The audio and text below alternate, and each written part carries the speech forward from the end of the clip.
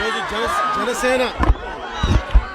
జనసేన తలపెట్టిన రైతులకు మద్దతుగా, నివర్ తుఫాను వల్ల నష్టపోయిన రైతాంగానికి మద్దతుగా అన్ని జిల్లాల మెయిన్ హెడ్ క్వార్టర్స్ కలెక్టరేట్లో మేము రైతుల పక్షాన నిలబడుతూ కలెక్టరేట్కి వినతి పత్రాలు అందజేయడం జరిగింది. దాంట్లో భాగంగా నేను మచిలీపట్నం రావడం జరిగింది.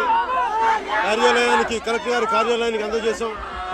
ఎందుకంటే ప్రభుత్వం మాకు రోడ్ల మీదకి రావాలి సరదా కాదు, పరిస్థితులు ఇబ్బంది కలిగించాలి అంతకంటే కాదు. కాకపోతే ప్రభుత్వం నిమ్మకు నీరెత్తినట్టుగా ఉంటే మటుకు ఖచ్చితంగా ఇలాంటి పరిస్థితులు ముందు ముందు ఎక్కువ అవుతాయి తప్ప తక్కువ. అందుకని ఇప్పటికైనా ప్రభుత్వం మేల్కొని రోడ్ల మీదకి ప్రజలకి ప్రజాజీవనాన్ని ఇబ్బంది కలిగించకుండా మీరు ఇప్పుడు దీన్ని దృష్టిలో పెట్టుకొని రైతులకు అండగా నిలబడండి.